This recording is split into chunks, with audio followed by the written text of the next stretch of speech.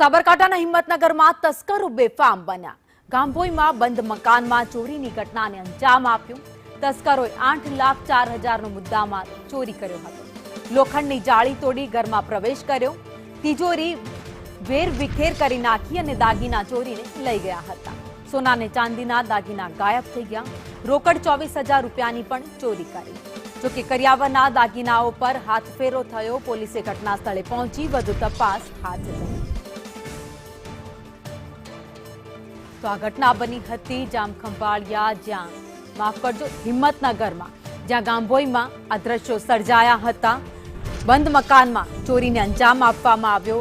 8,04,000નો મુદ્દામાલ જેની ચોરી કરવામાં આવી। રસોડાની લોખંડની જાળી તોડી નાખવામાં આવી અને તસ્કરોએ હાથફેરો કર્યો।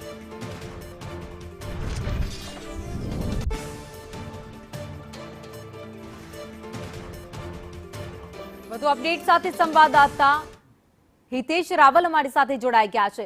હિતેશ, હિંમતનગરના ગાંભોઈમાં ચોરીને અંજામ આપવામાં આવ્યો, પોલીસ કઈ દિશામાં તપાસ કરી રહી છે?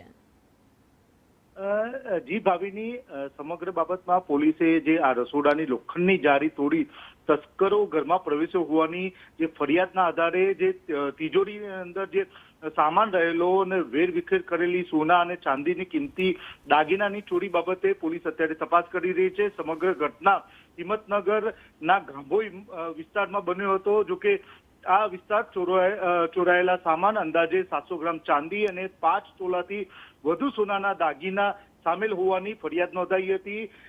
જોકે સમગ્ર બાબતમાં વાત કરીએ તો દીકરાના જે લગ્નમાં કર્યાવર મળેલા દાગીનાઓ પર તસ્કરોએ હાથ સાફ કર્યો હતો અને તિજોરીમાંથી રૂપિયા 24,000 રોકડા સહિત જર ઝવેરાત સાથે ચોરી કરી હતી। તમામ બાબતમાં પોલીસ કોઈ જાણભેદું છે કે કઈ રીતે ઘટનાને અંજામ આપી તે દિશામાં તપાસ હાથ ધરી છે। જી ભાવિની, આભાર માહિતી માટે।